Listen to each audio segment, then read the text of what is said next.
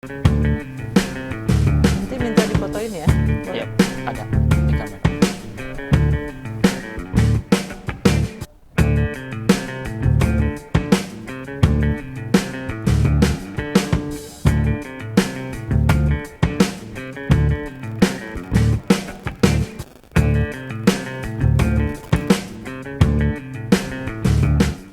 Selamat pagi pemirsa, senang sekali saya Agus Maulana bisa kembali lagi di acara Bincang hari ini.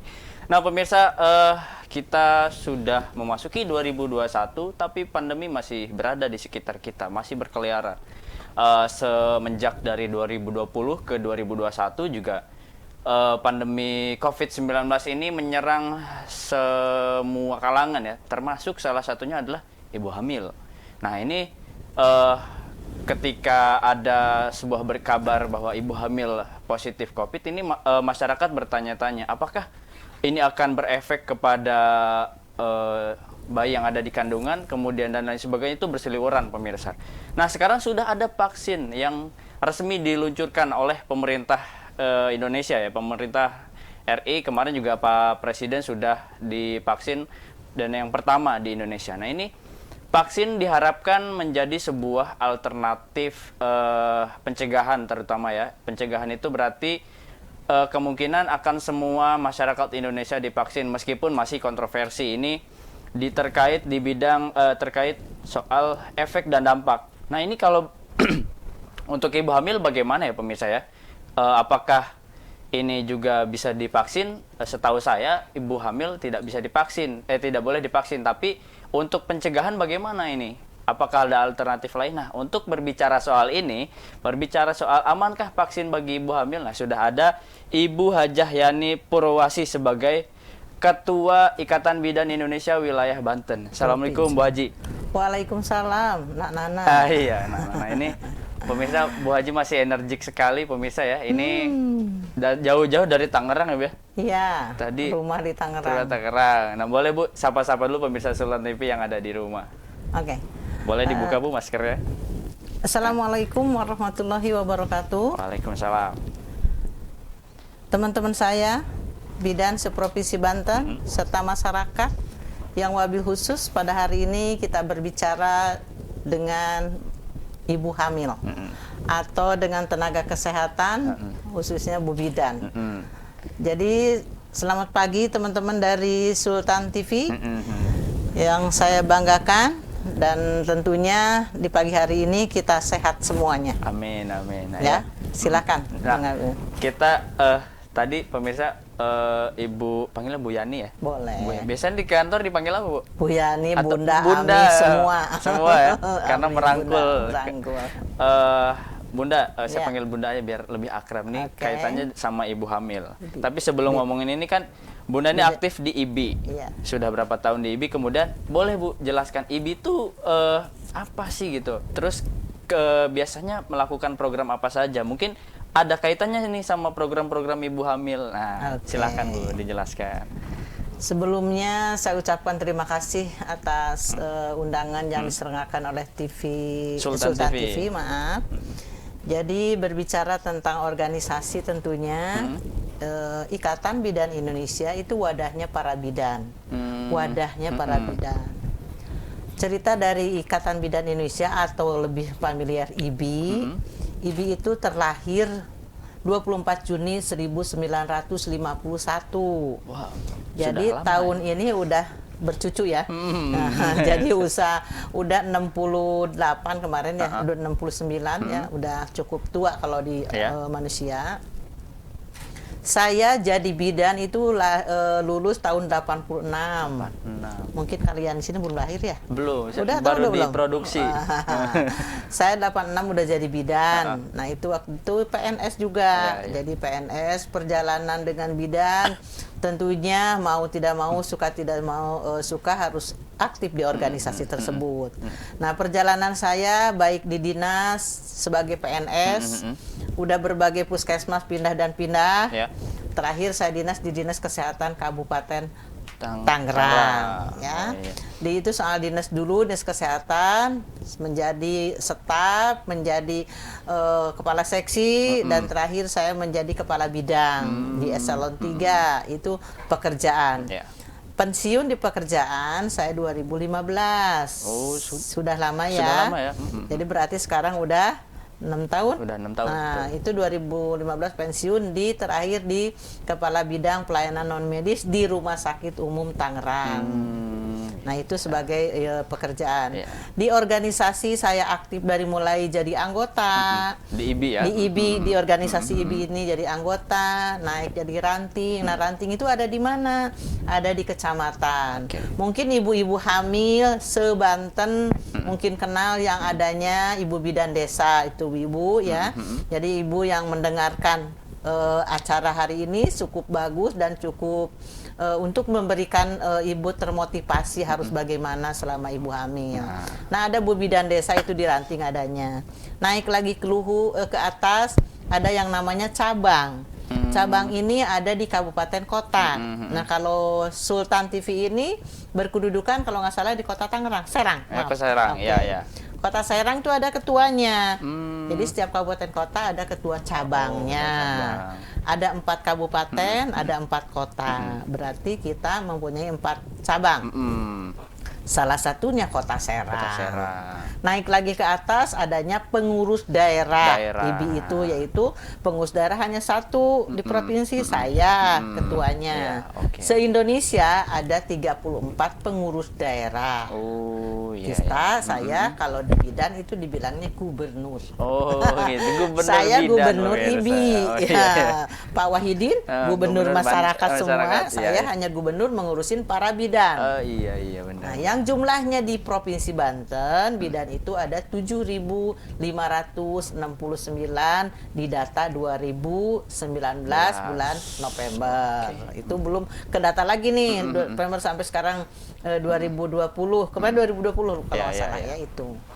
Nah, perjalanan dari kegiatan IBI termasuk kegiatan Simerti, saya juga praktek di rumah dari sejak jadi bidan, dan karena saya usia udah 62 tahun, saya udah capek ya dari bidan, saya turunkan pelang saya diganti oleh mantu gitu. Di Tangerang. Sudah diwariskan ilmunya. Nah, itu berbicara tentang organisasi IBI yang tentunya para bidan yang mendengarkan hari ini, saya juga semoga mendengarkan saya ini, bukan saya, IBI ini udah punya lokasi kantornya. Dekat pemirsa dari kantor Sultan TV. Jadi kalau pengen teman-teman Bu Bidan nih seprovinsi Banten yang mendengarkan atau ada ibu hamil bisa bilang tuh Bu Bidan akan kantornya.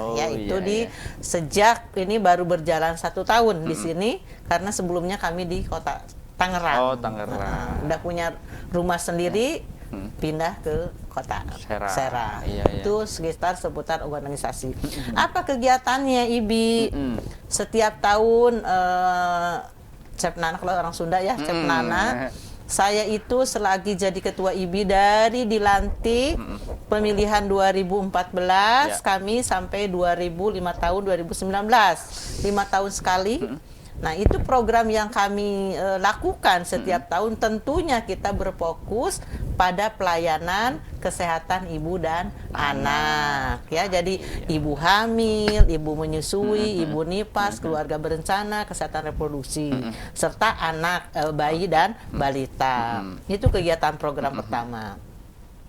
Tentunya memberikan pelayanan yang berkualitas, yang baik, yang menurut standar. Nah, kegiatan yang rutin apa saja selain itu? Kita juga mengikuti pelatihan-pelatihan, harus meningkatkan ilmu dan pengetahuan. Kegiatan apa lagi yang rutin?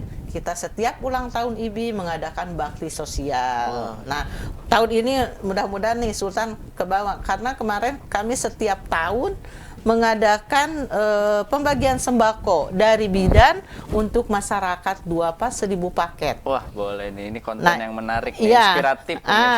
Setiap tahun itu dari mulai saya jadi ketua IBI, 8 kabupaten kota itu dikocok. Tahun ini di mana, tahun ini di mana. Tapi yang pertama kemarin diundi. Tapi yang kemarin 4 kabupaten dulu. Jadi udah selesai. Ini tahun periode ke 1-2 tahun. Nah, tahun ini 2021 ini rencana di Tangerang Selatan. Oke, berangkat Jadi pemirsa. tinggal 2 lagi, hanya Tangerang Selatan dan Kota Serang. Oh, Insya Allah iya. tahun depan Kota Serang. Amin, amin, amin. Jadi itu setiap tahun. Dari mana dananya 1000 paket itu? Dari bidan. Wow. Dari Mali Ketua IBI provinsi, seluruhnya harus menyumbang secara ikhlas di momen mau bulan puasa. Oke. Ini menarik pemirsa. Dari semua apa ya? Mungkin pemirsa juga ada yang baru kenal ya. Oh, ternyata ada IBI ya di Banten. Ya kan nggak semua bidan tuh tahu kemungkinan ya. Insya Allah tahu. Insya Allah tahu ya. Tahu. Nggak semua masyarakat tahu adanya Masyarakat, IBI. iya, Kalau mungkin. bidan tahu karena Iya. profesi. Profesi ya. Ini menarik. Ternyata programnya sudah sangat jauh, sudah grassroots, artinya sudah ke tahap ke lapisan masyarakat paling bawah gitu ya. Oke. Sudah program sudah terasa manfaatnya. Ini kita jauh sebelum ngomongin soal vaksin pemirsa ya. Kita ini bagaimana Bu kondisi ibu hamil di Banten ini, apakah sudah layak secara prosedural, pola kesehatannya, pola hidupnya, pola makannya dan sebagainya. Bagaimana Bu? Apakah jadi ibu hamil di Provinsi Banten itu beraneka ragam ya, karena lihat kondisi mungkin ya. Contoh misalkan perbandingan aja antara kabupaten saya kalau mengatasnamakan Tangerang itu ada Kabupaten Tangerang, Kota Tangerang, Tangerang Selatan. Itu namanya Tangerang Raya, betul. Kalau 5 di sini itu saya bilangnya Serang Raya. Serang Raya. Nah, Panegan dengan Lebak menurut catatan itu masih jauh, dan nggak jauh kemarin 2 minggu yang lalu saya ke Baduy.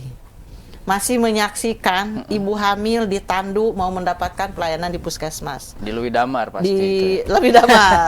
Dekat Saya syuting di situ dengan dari Sekjen, dari pusat, syuting film yang untuk dikemas menjadi film, nanti akan di-share katanya menurut berita. Saya tidak di-share, saya hanya mendampingi bidan saya yang di syuting. Nah, itu pelayanan tetap kita sebagai seorang tenaga kesehatan khususnya bidan memberikan pelayanan yang terbaik untuk ibu dan anak, supaya ibu melahirkan sehat, anaknya pun sehat. Nah, sekarang dalam masa pandemi ini kita ada instruksi tetap memberikan pelayanan kepada seluruh ibu hamil yang ada di Banten. Datanya saya nggak bawa, lupa. Yang jelas setiap kabupaten itu ada ibu hamilnya banyak, dan angka kematian juga masih tinggi. Kematian ibu dan bayi. Saya lupa nggak bawa datanya. Nah, begitu, saya sebentar. Ceritanya kan saya nggak hadir di sini, jadi saya nggak siapin data apa-apa. Saya udah nyuruh wakil ke sini. Nah, begitu ibu hamil itu hamil, masa pandemi itu tentunya harus tetap diperiksa kan, ibu hamil dan bayinya. Bu Bidan sudah ada instruksi dari pusat dan kita provinsi juga melakukan pelayanan tidak terlepas dari protokol kesehatannya. Baik ibu bidan maupun ibu hamilnya. Jadi saya sekalian ini ibu-ibu hamil yang ada di Provinsi Banten, kalau mau diperiksa tetap ibu menggunakan masker, cuci tangan, dan jaga jarak.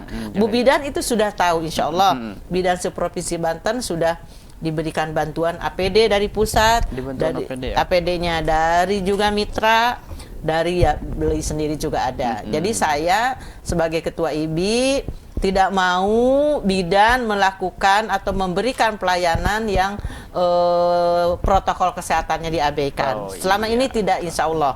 Sampai ke cuci tangannya disiapin di setiap prakteknya punya. Ya termasuk di kantor IBI juga kalau mau masuk harus cuci tangan, ada wastafel. Kemarin saya ditembakin terus.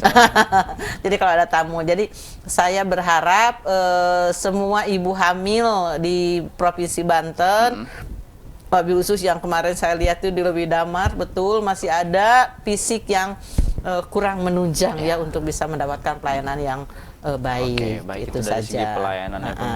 Nah ini kan kita sudah 2021, sebenarnya kita harap sih pandemi udah nggak ada ya, biar lancar ya Bunda. Nah ini kalau berbicara angka positif COVID yang ibu hamil, Ibu pernah mendengar kabar nggak ada berapa persen gitu di Banten?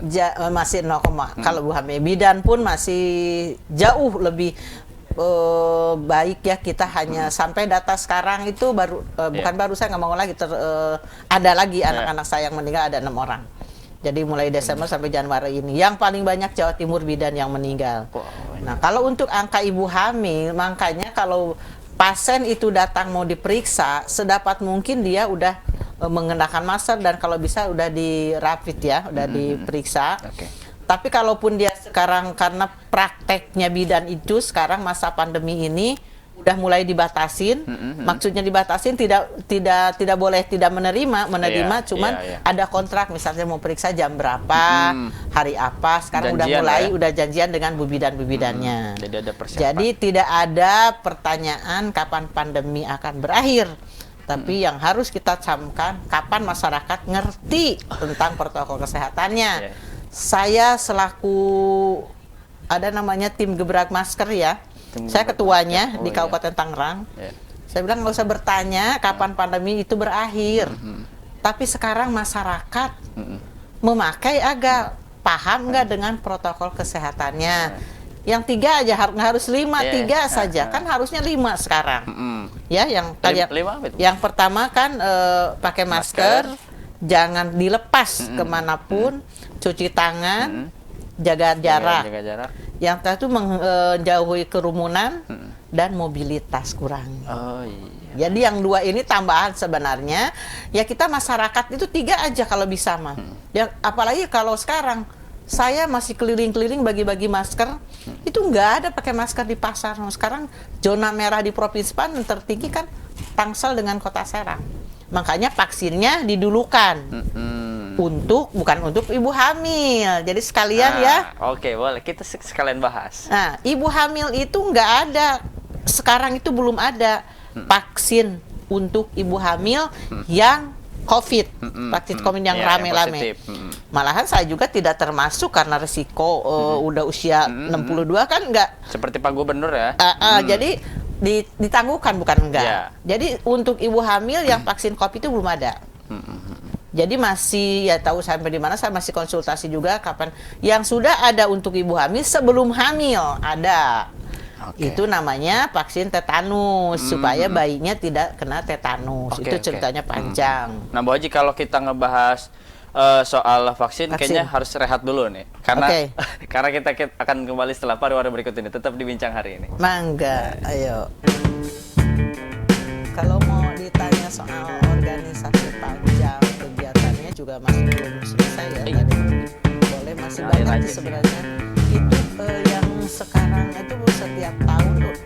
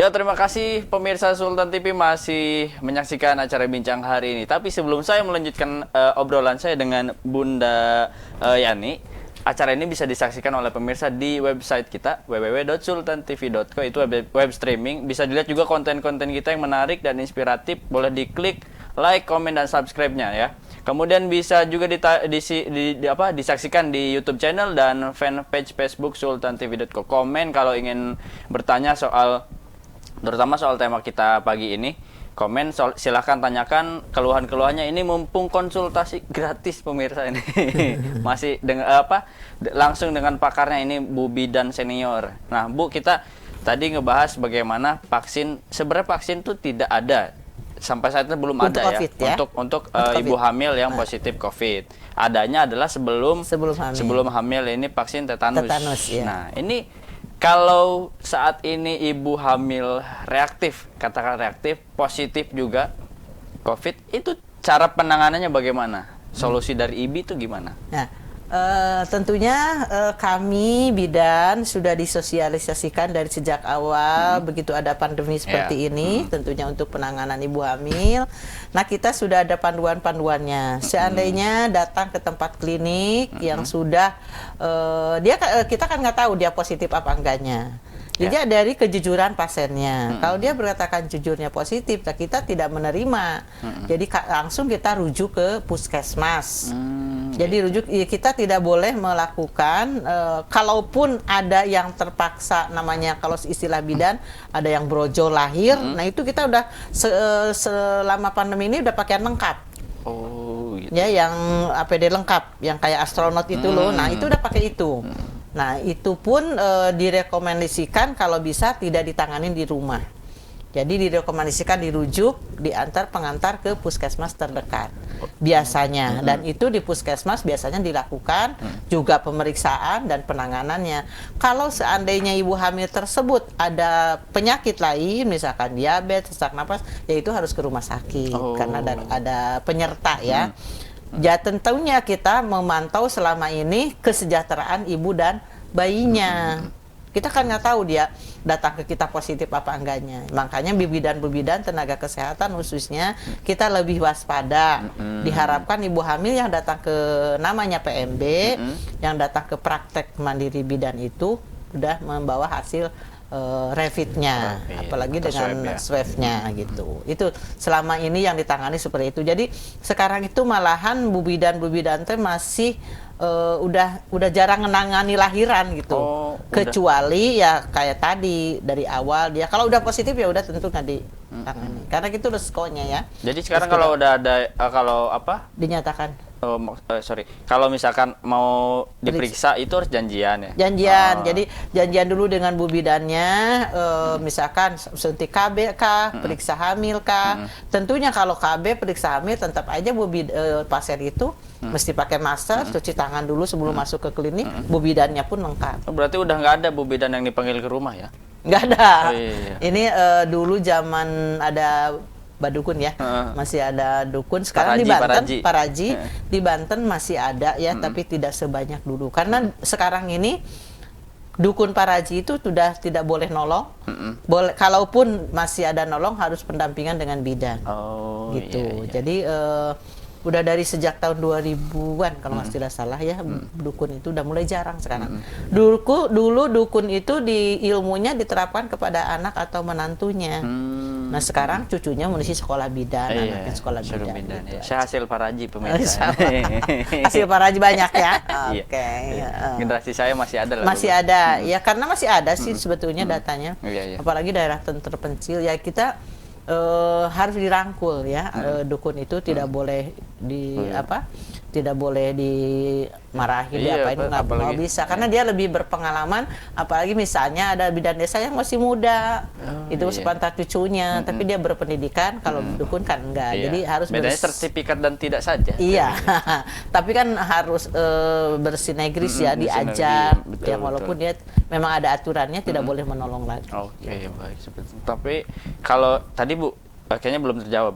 Kalau ada yang positif, ya kira-kira saran dari Ibu tuh cara perawatannya bagaimana? Kan ada yang panik tuh Bu kalau ibu hamil. Nah, Gimana? ya gimana? itu kalau ada yang sudah terlanjur positif ke tempat praktek, bidan harus tetap mau positif, mau nggak bidan itu sekarang pelayanannya APD lengkap. Lengkap APD-nya cuci tangan. Nah kalau sudah terpositif gitu, kalau masih lama untuk lahirnya, ya tetap kita rujuk. Nggak boleh lahir di situ. Jadi kecuali yang tadi brojol itu terpaksa kan.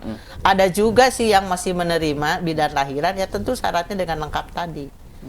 Ya jadi pakai ada aturannya, tahapan-tahapannya. Udah pada tahu sih insya Allah bidan. Nah kalau untuk pola kan lagi perawatan, berarti kalau ibu hamil positif itu nggak bisa karantina di rumah ya Bu ya? Harus langsung dirujuk? Tergantung. Kalau dia hanya positif untuk COVID-nya saja, tidak ada penyerta, berarti isman di rumah. Isman itu isolasi mandiri. Tetapi kan dia ada bayi, takut ke bayi, lebih baik dia ke tempat pelayanan kesehatan yang lengkap. Oh iya, itu pemirsa berarti selama ini kalau positif jangan takut. Kalau dia tidak ada penyerta, hanya positif itu bisa isolasi di rumah. Tetapi tetap protokol kesehatannya, makanannya, kondisi tubuh dan bayinya diperhatikan, asupan makan terutama. Sebenarnya sih kalau semua ya tidak ibu hamil saja, kalau kita memperhatikan asupan makannya, olahraganya, istirahatnya, makanan yang bergizi itu nggak masalah sih sebenarnya. Tentunya ya kita jangan takut juga, tapi waspada harus. Waspada banget harus. Jadi kalau ibu hamil, apalagi saya selalu bilang ke anak-anak saya di Banten melalui cabang-cabangnya, tolong pelayanan kepada ibu hamil tetap kita berikan, tetapi tolong waspada baik untuk bidannya atau untuk pasiennya, untuk ibu hamil. Jaga masing-masing supaya kita bisa pasiennya selamat, ibu dan bayinya, bidannya pun saya nggak mau sampai terpapar. Betul kita sekali. Ya ada 6 orang sampai dari Desember kemarin ke sini. Sebelum-sebelumnya nggak ada. Cuma dari Desember sampai Januari? 3 Desember, 3 Januari, lebih cepat terjadi. Tangerang Selatan. Cuma sebulan dong? Iya, 3 bulan ini. 2 bulan dengan Desember. Jadi yang paling banyak itu se-Indonesia udah kemarin 58 tambah sekitar 70-an. Yang paling banyak Jawa Timur. Jadi kita juga mengikuti, ya mudah-mudahan sih bidan tetap menjalankan apa yang diharapkan oleh organisasi, juga oleh masyarakat, oleh pemerintah, bisa memberikan pelayanan yang terbaik, khususnya kepada ibu. Kita ibunya ibu mana? Yang ibu hamil, ibu nifas, ibu untuk keluarga berencana, dan kesehatan reproduksinya. Nah kalau misalkan si ibu hamil ini sudah taruhlah di bulan terakhir, bulan 9 ya biasanya, positif COVID, ternyata melahirkan. Nah setelah melahirkan apakah bisa divaksin? Setelah melahirkan, setelah melahirkan bisa. Kalau setelah melahirkan, tapi kan dia positif mau melahirkannya. Di mana melahirkannya? Kan melahirkan misalnya di bidan, dia kan kebrojolan tapi udah positif. Ya mudah-mudahan tidak terjadi apa-apa. Karena udah positif kan masa mau dibalikin lagi bayinya ke dalam kan nggak mungkin. Tentunya ditolong. Yang tolongnya itu bu bidannya lengkap. Tadi saya berkali-kali lengkap sekali bu bidannya. Nah si bu hamilnya kalau udah brojol gitu kan tidak bisa dipaksa, jangan nggak bisa. Jadi tolong dengan dengan perlengkapan kita semua, terutama ibu hamil, tentunya kita selalu berkonsultasi dengan tim COVID di daerah tersebut. Dan biasanya itu langsung dibawa gitu. Ya, takutnya sih ada juga sih yang brojol di bu bidan, ketakutannya bu bidannya takut, si ibu hamilnya juga takut. Ya tentunya itu menghindar seperti itu dari awal kita sudah diwanti-wanti gitu. Nah tapi kalau misalkan positif itu sama nggak kasusnya dengan HIV yang persentasinya tinggi bisa ditularkan ke anak? Kalau COVID ya Bu? Kalau COVID, kalau COVID itu kan ke anak ya. Jadi kalau HIV itu kan bisa langsung ke anak. Kalau COVID itu menurut kemarin waktu acara itu nggak langsung ya. Tapi balik lagi ke tadi, tetap aja ada bayi juga sih yang kena. Oh iya, ada juga bayi yang kena. Tapi penelitian belum, kalau nggak salah saya kalau takut ini ya, belum ada penelitian. Tapi yang saya khawatir itu tetap kita berwaspada Ya, gitu. bisa mungkin persentasenya Bisa, kecil ya. tuh ada, tapi tidak menurut ini belum ada penelitiannya. Iya, ya. Jadi tetap aja kita waspada, takut-takut terkena Ya juga itu bayinya. bukan ranahnya kita lah Bukan ya. lagi kita. Kita ngobrol. Saya hanya COVID kepada ibu hamil. Iya. Untuk COVID yang sekarang ada untuk Ya. ibu hamil yang sekarang sasaran itu usia sampai 55 kalau nggak salah ya. 18 sampai Ya. 55 itu sasarannya pemerintah kan. Vaksin. Yang nomor 1 kan nakes dulu. Nakes dulu nomor 1 baru sasaran masyarakat. Pelayanan ya nomor 1. Iya, Nah ini nakes. saya tertarik tadi statement di opening Ibu bahwa di Banten angka kematian ibu hamil dan anak dan bayi itu masih tinggi, oke? Sekarang di posisi kalau nggak salah 185 per 100.000 kelahiran hidup ibu hamil, KIA, ibunya, kematian ibunya. Kalau nggak salah ya, masih kita kan ada turun naik ya. Itu kan membuktikan surveinya itu di survei pemerintah yang mengadakan survei. Kita nggak BPS organisasi, ya?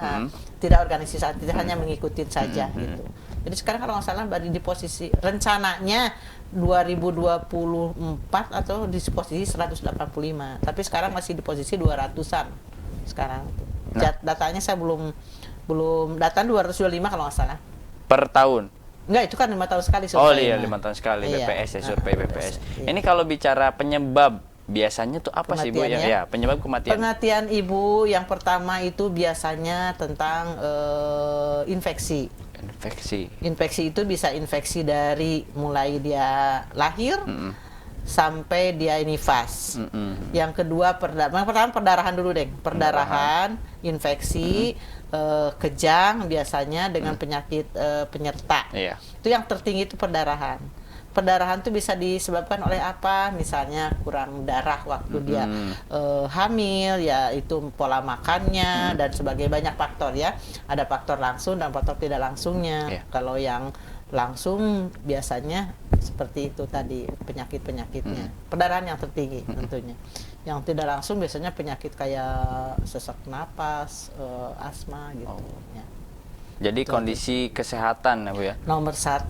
Jadi persiapan hamil itu kan sebetulnya dari awal mestinya dipersiapkan. Makanya ada program berencana itu keren, program BKKBN. Direncanakan itu segala sesuatu yang direncanakan pasti akan menghasilkan sesuatu yang baik tentunya. Jadi kalau ibu pasangan usia subur atau pasangan calon pengantin aja mestinya dipersiapkan dulu. Kan diceramahin oleh KUA sekarang mah. Iya benar. Pasangan dua-duanya itu diceramahin. Nah, datang ke Bu Bidan, diceramahin juga sama Bu Bidan persiapan hamil itu supaya dia siap. Iya. Jadi banyak yang hamil tidak siap kan. Nah, itu akan berpengaruh baik kepada ibu maupun kepada bayinya. Jadi kalau hamil dipersiapkan itu tadi saya bilang pasti akan menghasilkan yang paling Iya. baik. Ada banyak juga, maksudnya nggak banyak sih. Ada lah beberapa kasus yang mungkin si perempuan ini, si ibu ini belum siap untuk mengandung. Nah, kalau dari segi umur kesiapan perempuan atau calon ibu itu di umur berapa untuk matang mengandung seorang bayi gitu? Kalau untuk reproduksinya sendiri sehat, dibilang sehat itu siap nikah itu di usia aturan beda-beda ya, 20 tahun atau 25 tahun. 25 tahun. Perempuan. 20 tahun dan 25 tahun. Sampai range-nya itu siap untuk mengandung misalnya. Tetapi kan di masyarakat, misalkan contoh dulu saya di masyarakat di kota di Kabupaten Tangerang di kecamatan aja, kalau dulu itu usia belasan tuh anak udah dinikahkan. Apalagi dulu mah zaman panen, banyak panen tuh dinikahkan, nanti pas zaman peceklik diceraiin gitu. Usia siap nikah itulah 20-25 siap. 25 ya. Kalau lelaki kan tidak terbatas ya. Tetapi diharapkan ya di usia sama ya, seperti itu. 25 lewat. Gitu. Ya, saya siap lah berangkat. Nah, pemirsa, setelah ini kita akan kembali setelah pariwara berikut ini. Tetap dibincang hari ini.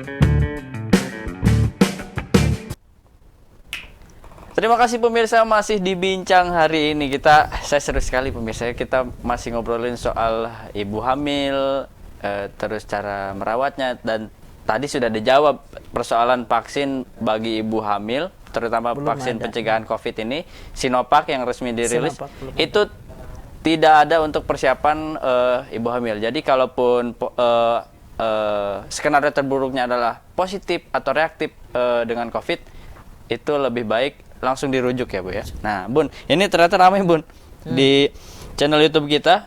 Saya mungkin akan membacakan beberapa pertanyaan. Berapa pertanyaan Bu maunya Bu? Waktunya aja. Oh, oke, sesuai waktu Sesuai ya. dengan waktu. Kita lihat pertanyaan ini, ada yang menarik. Dari saya baca dulu pemirsa ya. Ya. Pertama, ini nih dari Laskar Cisadane. Oke. Bu mau nanya katanya, kalau lahir di dukun sama di bidan bedanya apa? Bedanya, Ya. dukun udah tua, bidan udah masih muda. Oh gitu. Bedanya ya. Enggak gini. Kalau di dukun itu kan pengalaman sih iya Iya. mungkin, tetapi pengalaman tidak berdasarkan teori Mm-mm. ya. Kalau di bidan berdasarkan teori. Nah, Iya. beda tentunya.